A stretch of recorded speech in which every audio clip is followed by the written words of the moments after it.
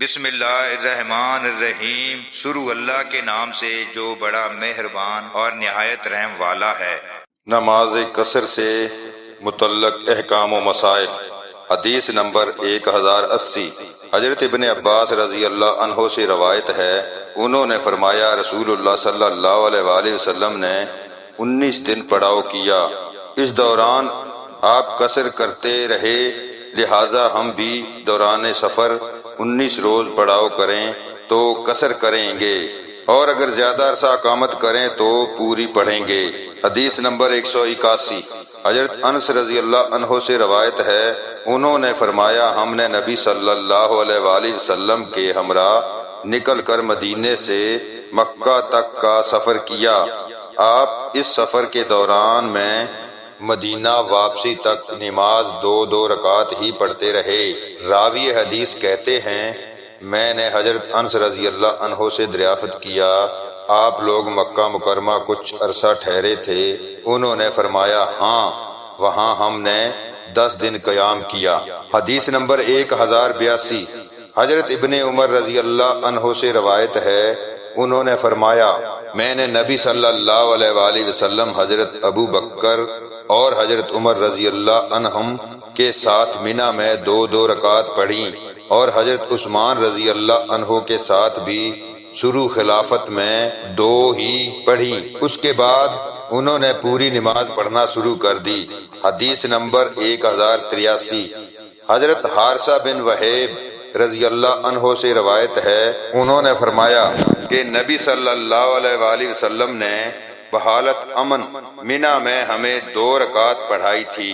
حدیث نمبر 1084۔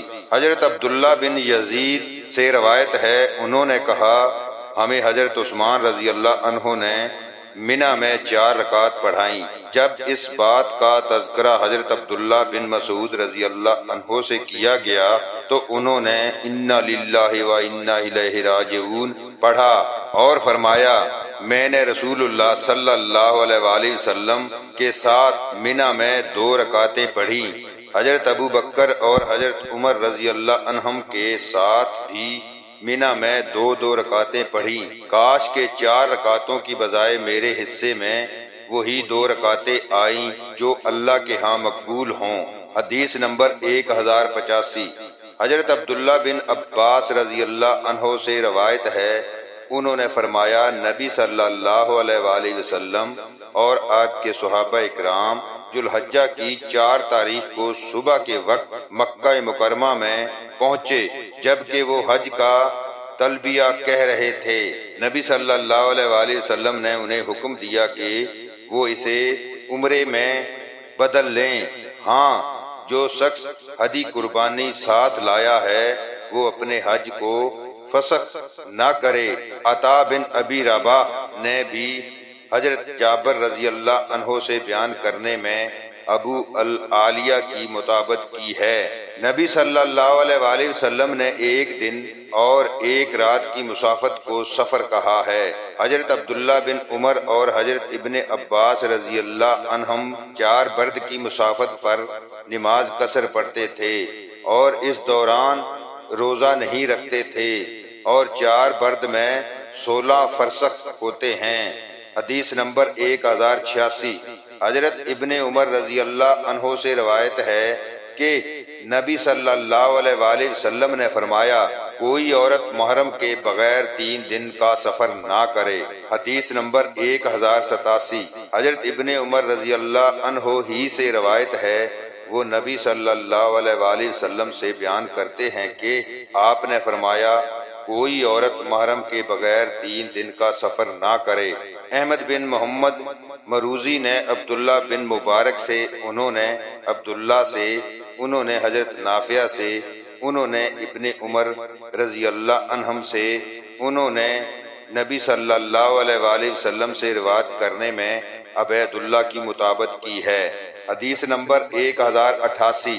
حضرت ابو ہریرہ رضی اللہ عنہ سے روایت ہے، انہوں نے کہا نبی صلی اللہ علیہ وآلہ وسلم نے فرمایا جو عورت اللہ پر ایمان اور روز قیامت پر یقین رکھتی ہے اس کے لیے جائز نہیں کہ 1 دن رات کی مسافت اس حالت میں طے کرے کہ اس کے ساتھ کوئی محرم نہ ہو۔ یحییٰ بن ابی کثیر، سہل اور مالک نے مقبری سے روایت کرنے میں ابن ابی ذئب کی مطابقت کی ہے۔ حضرت علی رضی اللہ عنہ سفر کے لیے نکلے تو نماز قصر پڑھی، جبکہ وہ شہر کے مکانات کو دیکھ رہے تھے، اور جب واپس آئے تو ان سے کہا گیا وہ کوفہ نظر آ رہا ہے۔ آپ نے فرمایا اس میں داخل ہونے سے پہلے نماز پوری ادا نہیں کریں گے۔ حدیث نمبر 1099۔ حضرت انس رضی اللہ عنہ سے روایت ہے، انہوں نے فرمایا میں نے نبی صلی اللہ علیہ وآلہ وسلم کے ہمراہ مدینہ منورہ میں ظہر کی 4 رکعات ادا کی اور ذوالحلیفہ پہنچ کر دوگانا شروع کر دیا۔ حدیث نمبر 1090۔ حضرت عائشہ رضی اللہ عنہا سے روایت ہے، انہوں نے فرمایا پہلے سفر و ہجر کی نماز 2 رکعتیں فرض کی گئی تھی، پھر سفر کی نماز تو برقرار رہی، البتہ صلاۃ ہجر میں اضافہ کر کے اسے مکمل کر دیا گیا۔ امام زہری نے حضرت عروہ سے سوال کیا، ایسے حالات میں حضرت عائشہ رضی اللہ عنہا دوران سفر میں نماز کو پورا کیوں پڑھتی ہیں؟ تو انہوں نے فرمایا انہوں نے وہی تعویل کی ہے جو حضرت عثمان رضی اللہ عنہ کرتے تھے۔ حدیث نمبر 1091۔ حضرت عبداللہ بن عمر رضی اللہ عنہ سے روایت ہے، انہوں نے فرمایا میں نے رسول اللہ صلی اللہ علیہ وآلہ وسلم کو دیکھا، جب آپ کو دوران سفر چلنے میں جلدی ہوتی تو نماز مغرب کو مؤخر کر دیتے، پھر اسے عشاء کے ساتھ جمع کر کے ادا فرماتے۔ حضرت سالم کہتے ہیں حضرت عبداللہ بن عمر رضی اللہ عنہ کو جب سفر میں عجلت ہوتی تو وہ بھی ایسا کرتے۔ حدیث نمبر 1092۔ راوی حدیث لیث نے مزید کہا، مجھے یونس نے ابن صحاب سے خبر دی کہ سالم نے کہا حضرت عبداللہ بن عمر رضی اللہ عنہ مغرب اور عشاء کی نماز مزدلفہ میں جمع کر کے پڑھتے تھے۔ حضرت سالم نے کہا حضرت عبداللہ بن عمر رضی اللہ عنہ نے ایک دفعہ نماز مغرب کو مؤخر کیا جب انہیں ان کی بیوی صفیہ بنت ابو عبید کے مرنے کی خبر دی گئی۔ میں نے ان سے کہا نماز کا وقت ہے، انہوں نے فرمایا سفر جاری رکھو۔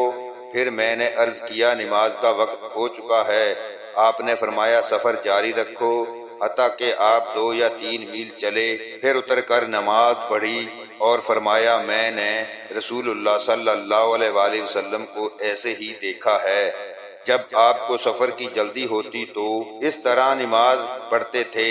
حضرت عبداللہ بن عمر رضی اللہ عنہ نے مزید فرمایا میں نے نبی صلی اللہ علیہ وآلہ وسلم کو دیکھا، جب آپ کو سفر کی عجلت ہوتی تو نماز مغرب کی اقامت کہتے اور اس کی 3 رکعات ادا کرتے، اس کے بعد سلام پھیر کر کچھ توقف کرتے، پھر نماز عشاء کی اقامت کہتے اور اس کی 2 رکعتیں پڑھ کر سلام پھیر دیتے، اور عشاء کے بعد نفل نماز نہیں پڑھتے تھے، پھر نصف سب کو اٹھتے اور نماز تہجد ادا فرماتے۔